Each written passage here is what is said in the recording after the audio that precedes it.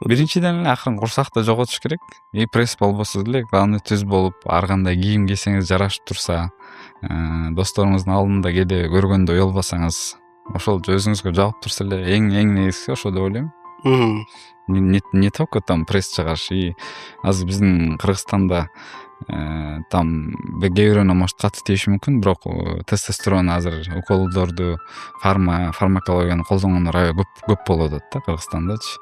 Там сабыры жок адамдар да көбүнчөсү. Кичине результатка жетет да, андан кийин дагы нафси, баарыбызда нафси бар да, нафси дагы күчөйт, дагы чоңураак каалайт. Ошон үчүн ана пресстерди көрүп баары бат эле промежутокто результат көргөзүп, анан сиз айтышы мүмкүнсүз да.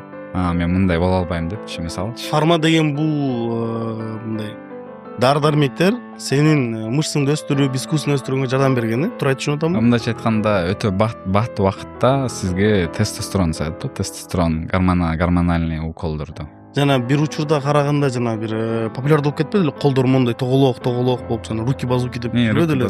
Ошол да ооба, анын баары эле ошо фармакологияда бүт колдорго, пресске сай алышат. Ошон үчүн бизде мындай калып калган да, кандай десем, элестетүү болуп калган, телевизордон көрүп эле качокторду көрүп, качок ошондой болот депчи. Анын баары эле бүт укол менен фармакология, мисалы Арнольд жана андай бүт Рой Джонс, бүт неменин качоктун баары эле мисалы ошо колдор менен чыккан да. А биз ошондой болуш керек деп элестетебиз да. На самом деле натуральным образом это оор да, андай натуральный болуш мүмкүн эмес да.